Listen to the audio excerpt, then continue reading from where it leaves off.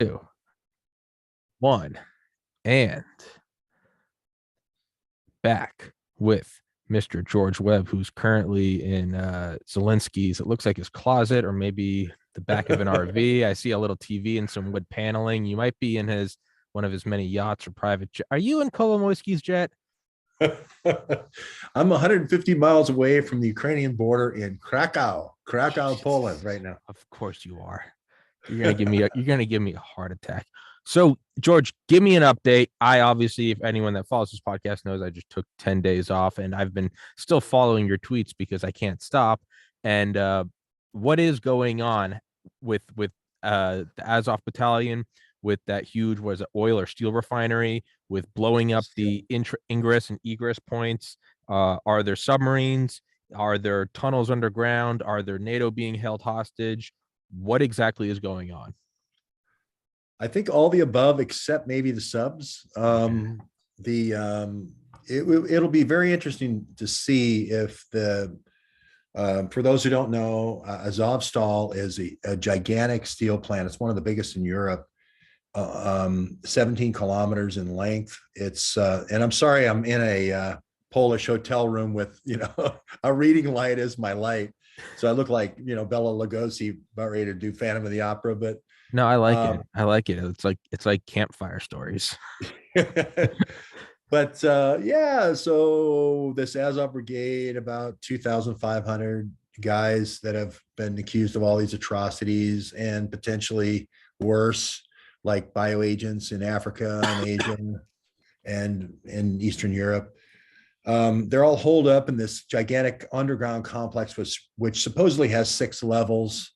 Supposedly they took a bunch of kids as hostages, a bunch of women as hostages, or they were going with Azov Brigade neo-Nazis because they just love Azov Brigade neo-Nazis. Who doesn't? It's like the Beatles, right? But they're down there too. And so it's a really sticky situation. Putin offered an amnesty for Easter yesterday for 7 hours. Nobody took up on that, which was unconditional surrender for the Azov guys. No kids, no women. And then the deputy minister, this number 2 guy to Zelensky today, said, we need to have a humanitarian corridor. And every Azov guy will have a 4-year-old in front of them, as they exit the mine shaft. And, human shield for each Azov guy. And so it's really sticky. We don't know if NATO's down there. NATO may have been running for the last 20 years a bioagents camp, storage facility there. So we got a lot of stuff going on in this area across from Crimea that the Russians have their big Navy base. So it's very strategically important to them. So that's what's happening in Ukraine. And Putin looks like he forgot about this western half of Ukraine, forgot about Kiev, and he's concentrating on these neo-Nazis in Azovstal. Do you think that's where the goodies lie? If they can find evidence of a bio or more evidence of a biolab, do you think that is because it seems like too much is going again? It seems like too much is going on for that to just be a steel plant where I don't know, they just decided to hole up there, not Kyiv, not around Zelensky during the invasion, not another step back, just to maybe they're really big on domestic steel. They're just really proud. It's like made with U.S. steel. Maybe they're just really proud of Ukrainian steel, all those famous Ukrainian skylines we all know so much about. Well, it's funny. Yeah, the metadata does lead you to believe there's some kind of Pandora's box down there. You and I had talked about Kolomoisky as one of the billionaire kind of fathers and financiers of mercenary armies like the Azov Brigade. And there's another guy who is his kind of brother in arms named Akhmetov, who actually owns this plant. But Kolomoisky, strangely enough, owns this plant in Warren, Ohio, that's very similar to this plant. And right next to Warren, Ohio is Solon, Ohio, where your friend, who you've interviewed 7 or 8 times, Ken Allebeck. Oh, no shit. Yeah. Oh, no. Oh, has this, God. Yeah, he has this locust thing. Oh no. And we I'm gonna get no knocked, aren't I? Fucking SWAT. Why did you tell me that? My door's gonna get blown off the hinges. I mean, has anyone else done an interview with Albeck in the last 5 years other than me? And you've I've done more called than that company. That's how I got in touch with them originally. Is I hunted them down to that. They're gonna look at the metadata, and I have shit going back and forth during the height of COVID. yeah.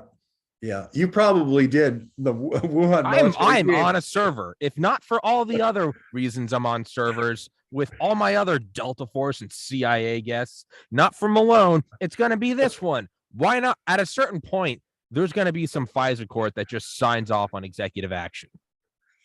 I'm gonna be killed, probably by some of the guys I've interviewed. Yeah. Well, at least you did it for a good reason. You know, Yeah, for the it for the wasn't likes just and the like subscribes. Yeah, great it reason, wasn't George. Carrigan and Cardigan. It wasn't just like a name mistake. You know, they Jeez. knew who they were getting. No, but you know, I'd said, yeah, I think first time about a year ago, when I found out Ellebeck was doing locusts and Yeah.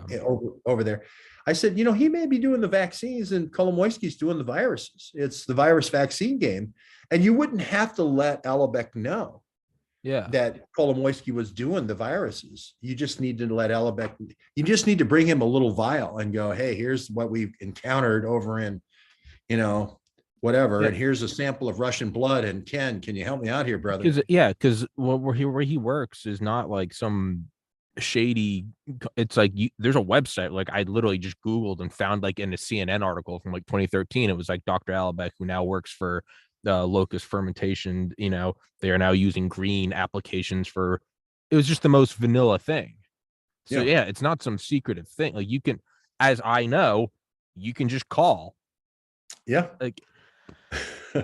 Well, see, somebody could be making the whole virus, and then he could be making just the spike protein vaccine, you know, that doesn't have the envelope and the innards of the thing. So it could be like the most innocuous thing in the world. Yeah, this and isn't probably is. Yeah, this isn't throwing Dr. Albeck under the bus. It's just like it's like, oh geez, if you wanted to just happen to have someone who's a genius at this stuff, they wouldn't even know. And all the countermeasures that you could ever want for Russian bioagents, could you ever imagine somebody better than Ken Allebeck? You know, that you would be taking vials over to and going, hey, Ken, there's this one Russian bioagent we're really having trouble with a countermeasure. Can you help us out here, brother? Yeah. And then he would go, oh, yeah, I remember this in Stepnogorsk back in 2004. Oh, yes. You know, Natasha had so much trouble with that for 3 months, but we figured it out. Yeah. And then could he be like, could he be running like a sting on Kolomoisky? I mean, keep your friends close, keep your enemies closer. I mean, just monitoring this whole thing. It's right there in Ohio, right there in Cleveland. I can't count how many times we've gone up there and done stories. You know, it's just crazy. Tommy, I feel so good about being kind of reunited with you. Is it okay if I celebrate with you and have a glass of wine? Yeah, I'd be upset if you didn't. This is to you, my brother. Stay in good health. Stay in good health. Okay. I'm going to have a glass of wine. It's about 11 o'clock here. Hey, man, go for it. And I'm still alive. Hey, you're knock on wood. For now, we're both still alive. Mm-hmm. No. But yes, Allebeck won't get you killed. Kolomoisky will. Okay. Well, you know, whatever. I don't care. Yeah, no, man. People drink on here all the time. You don't have to ask. Have a glass of wine. Let's celebrate. There's gonna be it's gonna be like a shitty sitcom as like a bunch of different agencies lead a raid on my apartment, and they're gonna be like, what are you doing here? Oh, we're with Detra. Oh, well, we're with DARPA. Well, we're with the FBI, or we're with DHS. And it's gonna be like, what are you here for? Oh no, we're for the interview with Malone. Oh no, we're for the Allebeck one. Oh, we're for those guys that were on the nuclear subs. Oh no, we're for those guys running for Senate. Oh no, we're working with the Jesus Christ. And then I could see like, well, okay, well, you can bust the door down. Yeah, take turns. Yeah, like how they'll send the president a pen and he'll like write each letter with his name with a different pen so that the senators can Yeah. take it back to their constituents. Like, all right, Yeah. you knock down the door, you can throw the flashbang, you can zip tie them, you can shoot the neighbor's dog, you and just so that way they can all, and then they're gonna take a picture like the DEA does. It's gonna be me hog-tied on a table as they all and all their booty. It's gonna be like my microphone and my camera all laid out before, like it's a bunch of cocaine bricks. Yeah, like they did Escobar. Yeah, and then they're gonna look through it all. I'm gonna be like, guys, you could have just gone to Rumble. Every episode's there.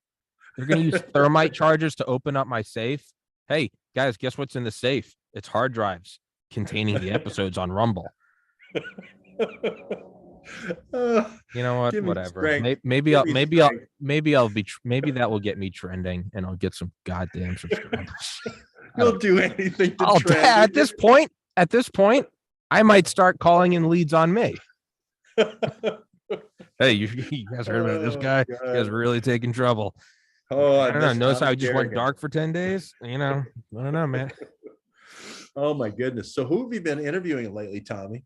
Well, the last episode I did was like a couple days after I had on with you and Duke and Addy Ads. Really not a whole lot. Yeah, no, I took like almost 2 weeks off. I was just burned out. Yeah. So right now it's really kind of you're the Starting back up. Yeah. So I'm just getting the engine turning back I'm on. loving this. Yeah. I get Tommy Carrigan, back bookended. Yeah. Yeah.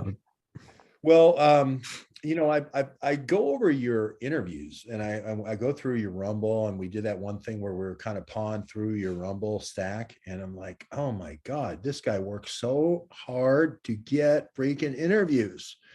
Give me half a Tommy Carrigan and I'll freaking flip the world. Yeah. Because you really do get a lot of great guests. Thank you. And it's just like you say, it's just having the chutzpah to send the email, right? It's that and no one sees the back end where you get turned down again and again. And then not only that, there's ebbs and flows where normally it's like 1 out of like 50 will respond, but then there's like right now I'm in like a drought where it's like I keep getting these interviews of the next great one and then they fall apart and they fall, and that happens. So right now I'm in like a 90-day dry streak of just like, I got it, it's coming together, the thing's good, and then it's just someone backs out and someone pulls aside. So what you don't see is like when the camera's off, just like the banging my head on the ground, just like throwing my phone at the wall, just like getting drunk and screaming and ranting like a crazy person. So that's the less professional side that you don't see. Well, I heard about the night where you were all deciding at 4 a.m. to get machine guns and see if you could put out fires by firing machine guns. Oh God. Yeah, that was kind of leading up to me taking a break. Is in hindsight, I can maybe see there was a subsurface boiling point. We call those like indicators. Yeah. In hindsight, when you're like, we could see 9/11 happening in hindsight, and right. I could kind of looking back, I can look back at some episodes and I can kind of see myself losing it. So I think it was good to take a break. I do. But that's why I reached out to have you on. I was like, I don't want to wait another week because I really want to see what's going on right now. Because I mean, this has the chance of doing a complete 180. And from just a war of Russian aggression to is this uncovering something so much deeper? Was COVID just a virus? To, why did they have patents for the vaccine before the virus? And the implications are so large. And that's kind of where my interest is right now, is what is just under the surface. Is this just Russian propaganda? Is there nothing to be found? Are they not going to find anything? And then it's their shit out of luck. But and I've said this before with you, whenever I see the entire media in one lockstep sort of message, whatever that message may be, I'm inclined to think that there's something else going. Even if the message is pollen's high this spring, I can't help but now believe is Paul and Lowe. So that's kind of where my logic is right now. Well, But I think your instincts are very good because, like you say, this wouldn't be, you wouldn't have ex-NATO people, Supreme Allied commanders like Stavridis, who led the Libya bombing campaign, talking about how Azovstal is the Alamo. yeah, That's some spendy coin, when you're trying to, do your little media shuffle.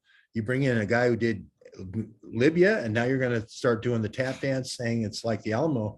I don't seem to remember Davy Crockett taking little Mexican kids as shields, but I'm sure it was there. I'm sure Bowie and Davy Crockett, I'm sure they all had little kids. But exactly what you said is the metadata of this thing looks like, hey, wait a minute, maybe there is this NATO program. Maybe all these biolabs were built, these 30 biolabs. When I started following the story, it was 11. Oh, I thought it was 13. It's 30 11, now. 30. That's a buildup for an offensive. That's how you build up for an offensive. So it's like, whoa, how did that happen? I was going to try to get in, visit 5 or 6 of these over here on the west side of Ukraine, and everybody said, no, you'll die if you film them. But we haven't given up on that idea yet. But what is happening? And if you go back to 1943, the same combatants, Nazis on the east, the west side of the Dnieper River, Russians on the east, and trying out these same bioweapons, Crimea, Congo hemorrhagic fever. That's where it started. Mm-hmm. Now, 80 years later, there's plans that the Russian ministry has put out saying, hey, they're going to do it again. They're vaccinating for that, in these documents for their soldiers. Usually that's a precursor to letting it fly to see if it gets the Russian tank commanders and knocks them out, makes them bleed from the gut. So if we followed this guy named Heinz Feldman, his son or his nephew or something, he seems to be involved in all these lab leaks, the Wuhan lab leak, the Winnipeg lab leak, the Rocky Mountain lab leak, Fort Detrick lab leak. That's a lot of lab leaks for one guy and still have your job. Yeah. when you're in the one lab leak is 20 million people dead. Yeah. So we're really looking at this NATO general named Heinz Feldman. He was running the show for NATO for a while in Afghanistan, running the show for NATO for a while in Iraq. It seemed like there was a lot of charges of bioagents being used when he was running the show. Is he down in the hole or not? And that's the big question. That's where we are. And that's why I'm going to Azovstal. Oh, you're going? I'm going. Yeah. And I'm trying to get in there. I'm trying to get a press pass right now. Oh, God. Well, but I want to see Heinz coming out going, yes, I did it. I mean, might as well just send me. I've probably interviewed some of them. Send me. I'll send my interview with Albeck and I'll be like, look, but now could it be now it would look terrible if he was in there, correct? Yes, it would Absolutely. look like, hey, they are really doing what George Webb said, and that's not good. Now, how come they don't dispel that notion by just showing Heinz Feldman? And they don't show Cloutier. Who's Roger that? Cloutier, the 3-star general. Oh, his dad was at Oak Ridge doing radiation experiments against what? Biological agents. at Oak Ridge, Tennessee. Yeah. At where the Manhattan Project was. So, and he did several lectures, a lecture series on biological effects of radiation, and creating mutants and stuff. I mean, if either one of those guys is in there, we got a story. Yeah, it's crazy. That's not just wrong place, wrong time. That's not because I've seen before, pictures of, you always see pictures of politicians with like Epstein or something, and it's disgusting. But every once in a while, you'll see a picture of like Ghislaine Maxwell somewhere in the background, and it almost looks like a photo bomb. That's like wrong place, wrong time. If someone ever snapped a picture of like me with Ghislaine Maxwell over my shoulder, I'd be like, how the hell did I get in proximity to her? but in Azovstal, You don't realize, Tommy, that you probably were used for 5 or 6 years as a young man, young developing man before your age of majority as as a sex kitten or a sex cat. I And might you have just been. don't know it. You don't remember it. The fentanyl The wore off. memory wiped my memory clean. You were attracting all the Oconus lures so that then they could then be used for these Do you think that's maybe UN. why I'm able to get these guests? Is because Yes, yes. it's It's because prowess. favors are being called in, Yes. or not even favors. They remember me. I They don't remember remember you. them. They're like, I remember you when you were just a kid. We were all on Epstein's Island, covered in hoods, chanting Latin backwards, sacrificing lambs. Good times, good times. I don't remember shit. I'm like, oh, I was the effigy they tried to burn at Bohemian Grove. No, I shouldn't kid. I No, shouldn't kid, but it's horrific. there's I mean, definitely, I know it's a lot of variety, comedy included in your show. But I just think that the Epstein thing, the kid thing, is kind of a throw away from how much Epstein was involved with these bioagents. that's one of the Yeah, first episodes you and I ever did was talking yeah. about that. How my logic was kind of the entry level conspiracy. Like, yeah, they're compromising politicians. Like, of course, Mhm. why wouldn't you want to be able to put your finger on the scale? And you were like, no, it's not even that. You got to get the scientists. You got to get this. How else would you get a scientist to willingly do something? That's exactly how it was. You blackmail Yeah. them. And Bruce Orr's dad. I don't know if you remember Bruce Orr from the No. Trump thing, but there was this Nellie Orr who was working with all these Russian scientists, and then Bruce Orr's dad. This was all Trump Russia and the Trump dossier she was doing and bringing all these Trump, these Ukrainian girls and putting them into the Trump campaign. But Bruce Orr's dad worked at Oak Ridge as well. And he was into all these nuclear secrets and so forth. And I thought the only way this kind of good looking, Asian guy, Bruce Orr, could ever marry Nellie Orr. It's too bad we don't have graphics because Trump called her, the beautiful Nellie Orr. Literally, if you wanted to cast the Wicked Witch of the West, you could do no better than Nellie Orr. She could stop, buzzards in flight. I mean, this woman really had something going on. And I said, the only way this guy could possibly be married to her is she got one of those Ukrainian 14-year-olds with high cheekbones and he was drunk one night. Supposedly Asian folks don't have that alcohol dehydrogenase to be able to break down alcohol. They only have like 50% as much. Yeah. And so that was the end of that story. And then they ended up together. Trump Russia, the Trump dossier, all that came about because Bruce Orr could not handle a couple of glasses of wine. Do you know that in summer 2020, July 16th, was the 75th anniversary of the detonation of Trinity at Alamogordo? So just to add to the list I'm on, I had called every nuclear because I wanted someone to come on for the 75th anniversary. I wanted someone to come on and talk about the but it was so hard to get someone that I called all of them. I called Oak Ridge, Tennessee, Lawrence Livermore. I was calling Laser Energetic Labs. I was calling like Northrop Grumman. And so just to add to the if someone is taking your advice and following the metadata, I am the center of the web with the strings. It all comes down to me. Yeah. No, there's no question. I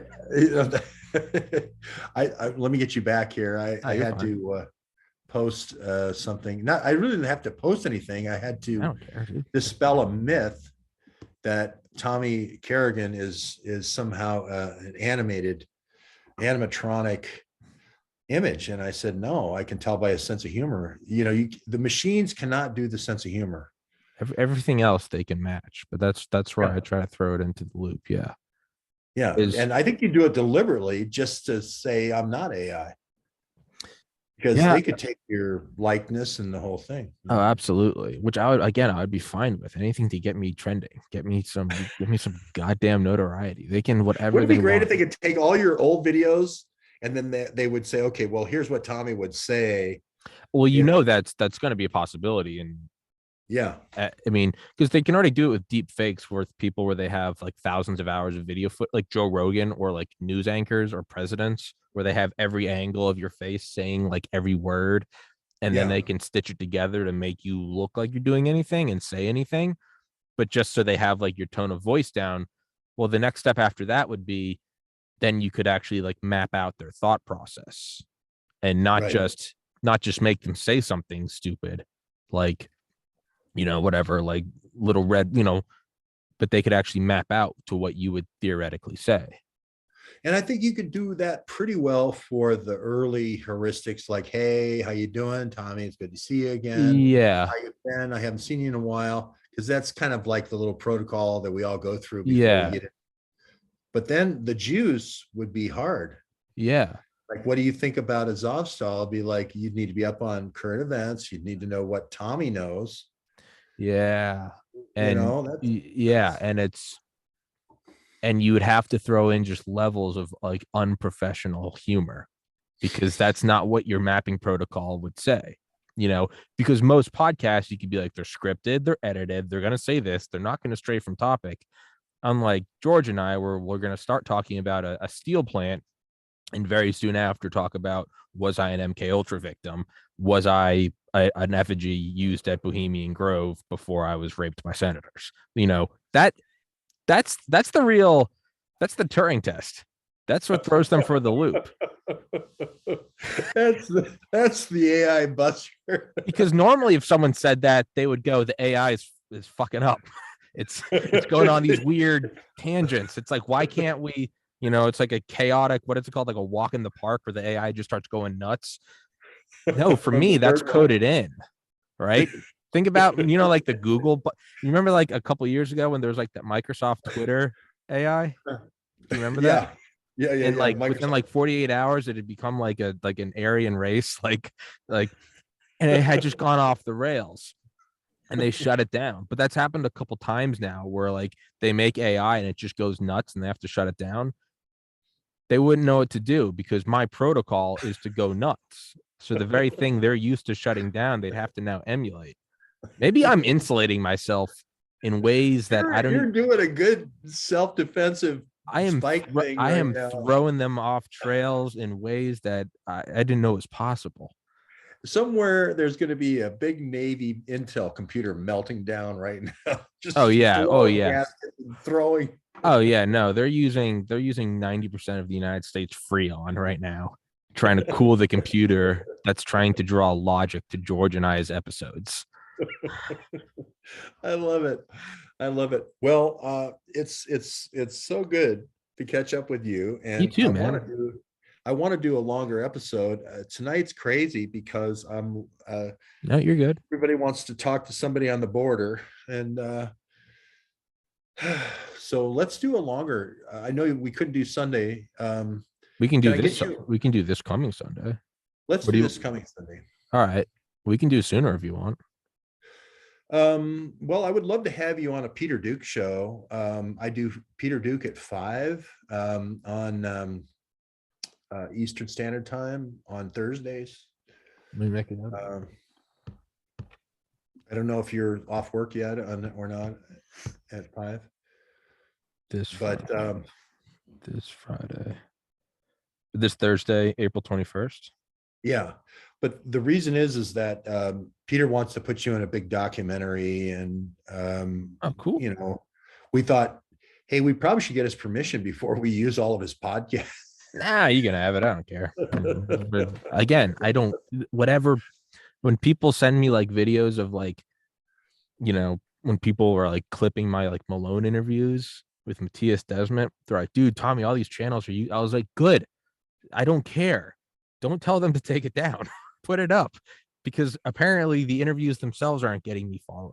I've seen people upload copies of my interviews that get 10 times more views. Oh, really? Interview on like Rumble, not even like on YouTube. On Rumble, I'll be like an interview with Dr. Malone and Dr. McCullough, like 900 views, and then someone else will upload it on Rumble or Odyssey, and it'll be like 95,000 views. And I'm like, hey, can you give me credit in the description? They're like, who are you? And I'm like, I'm the guy in the top right. Like, that's me. Who are you? And no one believes me. They're like, because they look at the video, like, I'll link, and they'll be that has 500 views, and I'll be like, which is why I'm commenting on your video. I mean, oh, I feel so bad. Oh man, that's terrible. Well, like I say, you're the one. It's funny. There's one guy. It's going to be like one guy who actually gets the interview and does the interview, and there's going to be like 500 people on the Christmas tree. It's so. I had a friend that I legitimately hadn't talked to since like 6th grade, like 20 plus years. I had a friend reach out to me this past January, like a couple days after I did like the Malone, McCullough, Matthias Desmond interview. And he was like, dude, I just heard you're doing like, he reached out to me on Facebook. I literally haven't talked to him since like before I ever owned a cell phone. So like messaged me on Facebook. He was like, oh, I found out you're doing that podcast. I was like, oh, thanks. Where'd you see it? And he was like, oh, I was watching like Ben Shapiro and like I recognized your face. And they had like clipped me and they were talking about like Dr. Malone's last tweet. Because I had texted Dr. Malone, hey, can you tweet our most recent episode? And he tweeted it. And then the next day he was banned. And so like they have this clip and this guy recognized me. He's like, oh, I sat next to you in math. And I just remember thinking like, I didn't know that I was used on Ben Shapiro's show. And I'm like, hey, that would have been fucking nice if they would just go in. Nope, no credit. Yeah, it's amazing. I'm the gray man.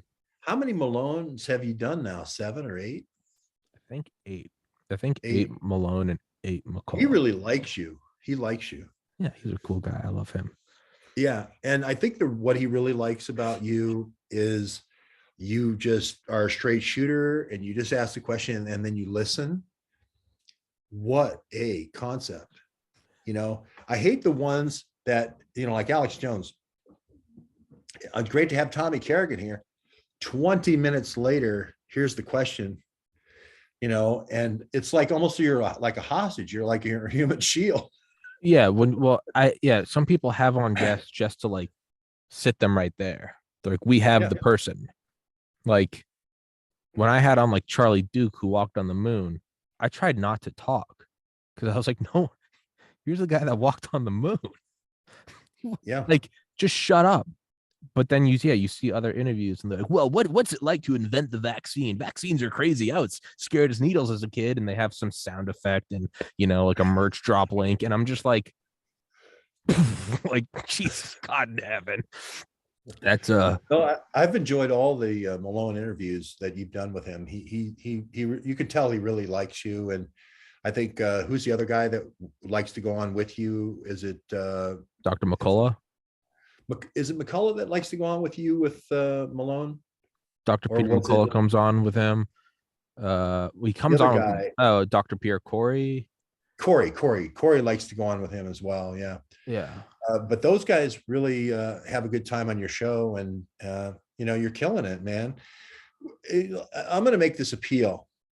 You don't realize out there in TV land that Tommy Carrigan has a secret watermark that's going through your files as we speak. And if you don't give Tommy credit and put a show link to his Rumble, it will go through and make your files want to cry. This is the true QAnon. I am the plan. I mean, they say trust the plan. It's me. I do Q drops. Notice how the Q drops stopped and then my podcast started. Not a coincidence. Not a coincidence. Not a coincidence. First case of COVID in the United States the day I started this podcast. Not a coincidence. Not a coincidence. Last tweet Robert Malone made before he was banned from Twitter, a link to my podcast. Coincidence that he showed up on Joe Rogan soon after? I don't know. Not a coincidence. So, all right, my good friend. Yeah, I know it's 5 a.m. your time. Yeah, I got to get ready for the next one, but I love you to death. I love you too, brother. George. you're my son that I had a son. He did well, but you're my second son. Do well, go forth, multiply frequently with the best looking women with the best looking Ukrainians. with high cheekbones. Always go for the high cheekbones. Always go All for right, it. Tommy. We'll All right, talk to you big soon, man. brother. Yeah, I'll send you a text when it's up. Take care, buddy. Love you.